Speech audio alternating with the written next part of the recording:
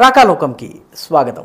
ఈ కంటెంట్ మీకు నచ్చినట్టయితే లైక్ చేయండి, మీ బంధుమిత్రులకి షేర్ చేయండి. ఇప్పటివరకు సబ్స్క్రైబ్ చేసుకోకపోతే సబ్స్క్రైబ్ బటన్ని నొక్కండి, అదేవిధంగా బెల్ ఐకాన్ని కూడా నొక్కండి. మిత్రులారా, పోప్ ఎంపిక ఎలా జరుగుతుందో తెలిసిన పోప్ని ఎంపిక చేసేటటువంటి ఓటింగ్ వేసే అధికారం ఉన్నటువంటి వాళ్ళందరూ ఒక రూములో కూర్చుంటారు. కూర్చున్న తర్వాత 1 రోజు, 2 రోజులు, 3 రోజులు, 4 రోజులు, 10 రోజులు కూడా అవుతుంది. ఒక్కోసారి నెల కూడా అయినటువంటి సందర్భాలు ఉన్నాయి. పోప్ ఎన్నికయ్యాడన్నది ఎలా తెలుస్తుందంటే, వాళ్ళు సమావేశమవుతున్నటువంటి భవనం నుంచి ఆ చిమ్నీ నుంచి పొగ వెలువడుతుంది. పొగ వెలువడేటప్పటికీ ఓహో కొత్త పోప్ ఎవరో వచ్చేశారు అని చెప్పి శ్రద్ధాళువులు, భక్తులు, క్యాథలిక్లు అందరూ కూడా జమ అవుతారు. కాబట్టి ఆ పొగ కోసం అలా ఎదురు చూస్తుంటారు. బహుశా భారతీయ జనతా పార్టీ ఈ పోపు ఎంపిక చేసే విధానాన్ని ఏదో నేర్చుకున్నట్టుగా ఉంది. అందుకనే ఢిల్లీ అసెంబ్లీ ఎన్నికలు జరిగిన తర్వాత 12 రోజుల తరువాత కానీ ముఖ్యమంత్రిని ఎంపిక చేయలేదు. ప్రధానమంత్రి దేశంలో లేరు, విదేశ పర్యటనలో ఉన్నారు.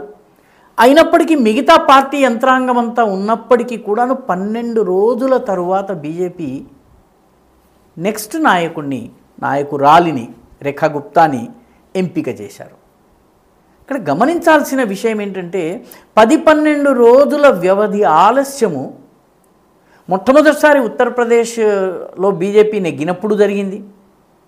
అదేవిధంగా హర్యానాలో జరిగింది, మహారాష్ట్రలో, ఛత్తీస్గఢ్లో, అదేవిధంగా మధ్యప్రదేశ్లో కూడా జరిగింది.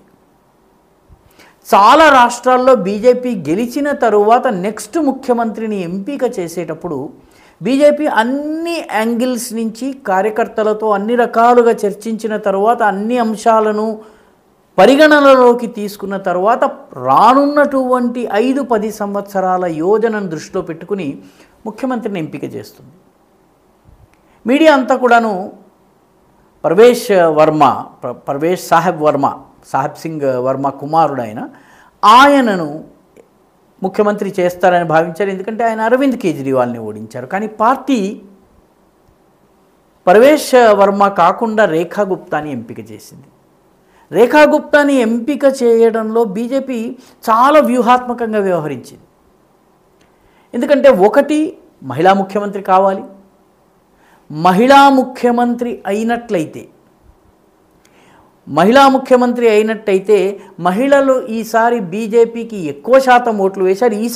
ఈసారి కూడా ఎక్కువ మంది మహిళలు, ఒక 5% మోర్ ఆమ్ ఆద్మీ పార్టీకే వేసిన. గతంతో పోలిస్తే బీజేపీకి మహిళల ఓట్లు 9-10% పెరిగినాయి.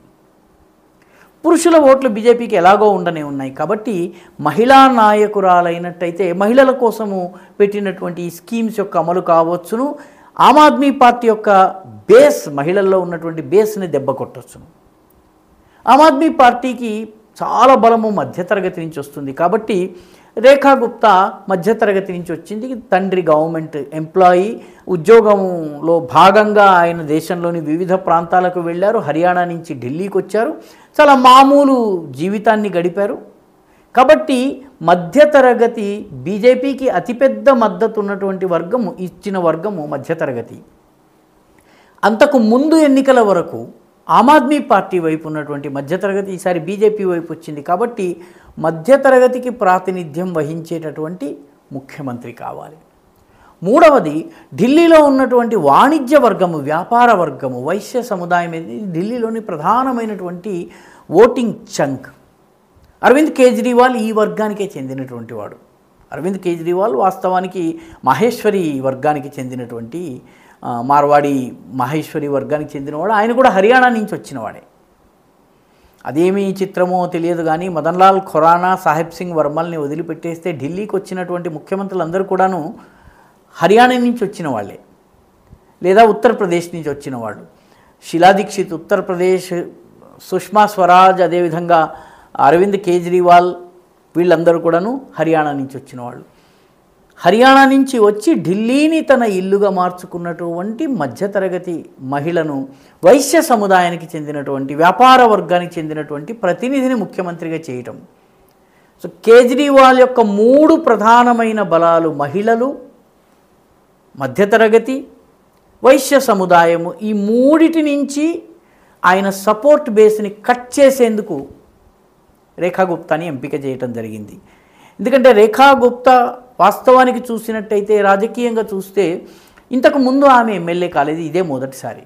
కానీ ఫస్ట్ టైం ఎమ్మెల్యేలను ముఖ్యమంత్రి చేసేటటువంటి ఆలోచన బీజేపీకి ఉంది. భూపేన్ పటేల్ అదే రకంగా అయ్యారు, మిగతా చాలా బజరంగ్ శర్మ రాజస్థాన్లో అదే రకంగా అయ్యారు. ఈ రకంగా మొదటిసారి ఎమ్మెల్యేలుగా నెగ్గిన వాళ్ళని ముఖ్యమంత్రులు చేయడం జరిగింది. రేఖా గుప్తాని కూడా ఆ రకంగానే చేయడం జరిగింది. అయితే రేఖా గుప్తాని చేయడంలో ఇంకొక కిటుకు కూడా ఉంది.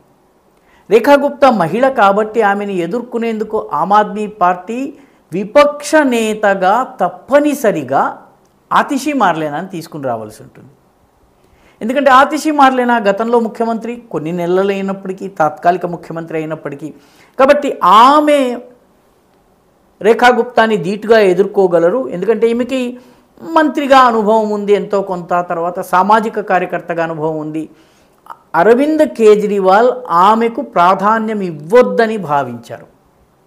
ఈ విషయంలో ఆతిషికి అరవింద్ కేజ్రీవాల్కి మధ్య పొరపొచ్చాలు కూడా ఉన్నాయి. ఇప్పుడు రేఖా గుప్తా వచ్చిన కారణంగా అరవింద్ కేజ్రీవాల్కి ఇష్టం లేకపోయినా ఆతిషి విపక్ష నేత అవుతుంది.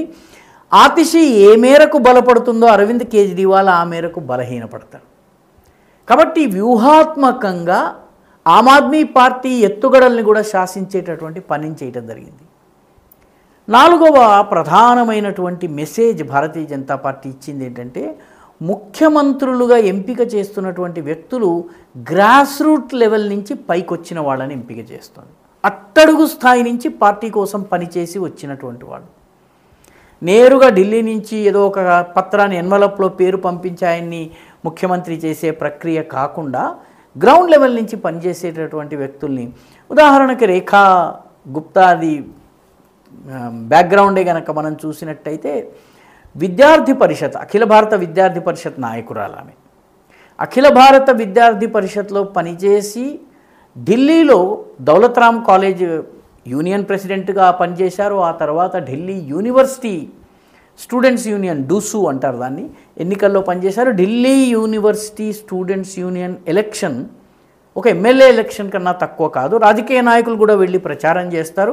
అక్కడ నెగ్గి వచ్చిన వాళ్ళు చాలామంది అనంతర కాలంలో రాజకీయాల్లో చాలా రాణించారు. ఉదాహరణకు అరుణ్ జైట్లీ ఆ రకంగా వచ్చినటువంటి వాడే, కాంగ్రెస్ పార్టీకి చెందినటువంటి చాలామంది ఆ రకంగా వచ్చినటువంటి వాళ్ళే, కమ్యూనిస్టు నాయకులు చాలామంది ఈ రకంగా వచ్చిన వాళ్ళే.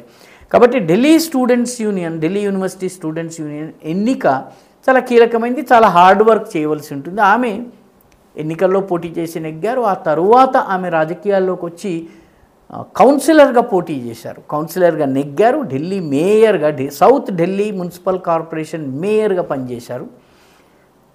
ఆ తర్వాత మేయర్గా ఓడిపోయారు, కౌన్సిలర్గా కూడా ఓడిపోయారు.